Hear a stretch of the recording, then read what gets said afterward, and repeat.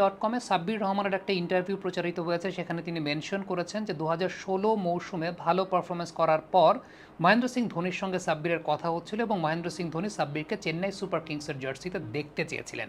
But 2017 আইপিএলের মৌসুমটাতে বাংলাদেশের একটা ওভারসিজ ট্যুর থাকার কারণে বাংলাদেশ ক্রিকেট বোর্ড সাব্বিরকে এনওসি দেয় না, সুতরাং চেন্নাই সুপার কিংসও তারা ওইভাবে আগ্রহী হয় না, যেহেতু এনওসি তিনি পাবেন না।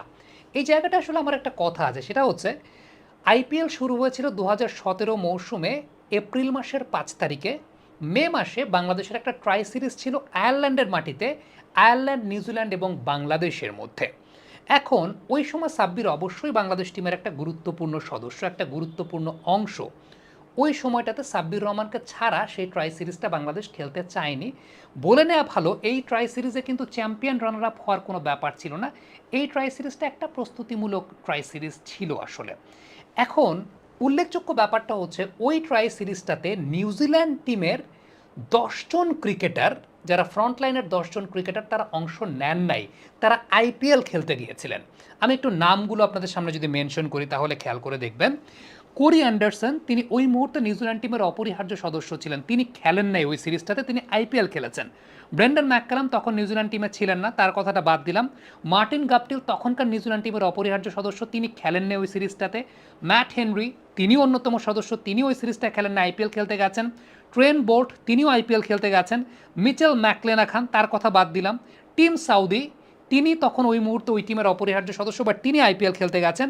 লকি ফার্গুসন, তাকে আইপিএল খেলতে দেওয়া হয়েছে, তাকে গ্রুম করা হয়েছে। অ্যাডাম মিলনে, তাকেও আইপিএল খেলতে দেওয়া হয়েছে, গ্রুম করা হয়েছে। কেন উইলিয়ামসন, তিনি তো নিউজিল্যান্ড টিমের প্রাণ ভোমরাই ছিলেন সেই সময়টাতে, তিনিও খেলেন নাই ওই সিরিজটা, তিনিও আইপিএল খেলতে গেছেন। এখন দেখেন নিউজিল্যান্ড কীভাবে আসলে বিষয়টা চিন্তা করেছে। টপ টায়ারের প্লেয়ারদের যারা আইপিএলের সুযোগ পেয়েছেন, আইপিএলের মতো একটা হাই ইন্টেন্সিটির ক্রিকেট খেলতে দেওয়ার জন্য, তাদের এক্সপিরিয়েন্স গ্যাদারের জন্য, এটা in the long run New Zealand ক্রিকেটই উপকৃত হয়েছে। 2019 বিশ্বকাপে নিউজিল্যান্ড ফাইনাল খেলেছে। নিউজিল্যান্ড প্রত্যেকটা টুর্নামেন্টেই কনসিস্টেন্ট থাকে, সেই সঙ্গে লকি ফার্গুসনদের মতো প্লেয়ার, অ্যাডাম মিলনেদের মতো প্লেয়ার, ম্যাট হেনরিদের মতো প্লেয়ার, এই প্লেয়ারদেরকেও নিউজিল্যান্ড হাই ইন্টেন্সিটির ক্রিকেটটা খেলতে দিয়েছে, তাদেরকে সেইভাবে গ্রুম করেছে। ওই সিরিজটাতে নিউজিল্যান্ড কিন্তু টম লেথামকে ক্যাপ্টেন্সি দিয়ে তার মধ্যে লিডারশিপটা গ্রো করিয়েছে। খুব সিম্পল একটা ব্যাপার। সাব্বির তো অবশ্যই টাচে ছিলেন, সাব্বির আইপিএলে গেলে তিনি আরও এক্সট্রা অনেক এক্সপিরিয়েন্স গ্যাদার করতে পারতেন, হাই ইন্টেন্সিটির ক্রিকেটের সঙ্গে থাকতে পারতেন, তিনি তার জায়গাটাতে তো তার জায়গাটা ছিল। সেই সঙ্গে অন্য কোনো ক্রিকেটার ওই সিরিজটাতে সুযোগ পেলে আমাদের ব্যাকআপ বেঞ্চটাও এক্সপিরিয়েন্সড হতো, আমাদের ব্যাকআপ বেঞ্চটাও সমৃদ্ধশালী হতো। এইভাবে আসলে আমরা জিনিসটাকে চিন্তা করতে পারিনি। যদিও হ্যাঁ, ওই সময়টাতে বাংলাদেশ চ্যাম্পিয়ন্স ট্রফির সেমিফাইনাল খেলেছে, আমাদের পঞ্চপাণ্ডব যখন তারা ছিলেন তারা ফর্মের তুঙ্গে ছিলেন, very good supported by Sabbir Rahman, team combination set করার একটা ব্যাপার ছিল।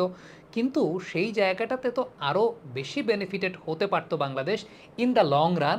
সাব্বির রহমানের মতো ক্রিকেটার যদি একটা আইপিএল খেলতেন, সাব্বির রহমানের মতো প্লেয়ার যদি একটা আইপিএলে থাকতেন, তার ক্যারিয়ারের লঞ্জিভিটিটা আরও বেশি থাকতো, তার মধ্যে রেসপন্সিবিলিটির জায়গাটা আরও বেশি গ্রো করতে পারতো। এবং ওই সময়টাতে তিনি আসলে যেরকম টাচে ছিলেন, definitely he would have done better. এবং যেহেতু মহেন্দ্র সিং ধোনি নিজে নিতে চেয়েছেন, মহেন্দ্র সিং ধোনি এমনি এমনি নিতে চাইতেন না, তিনি অবশ্যই অনেক জায়গা থেকে, অনেক অ্যানালাইসিসের জায়গা থেকেই চিন্তা করেছেন।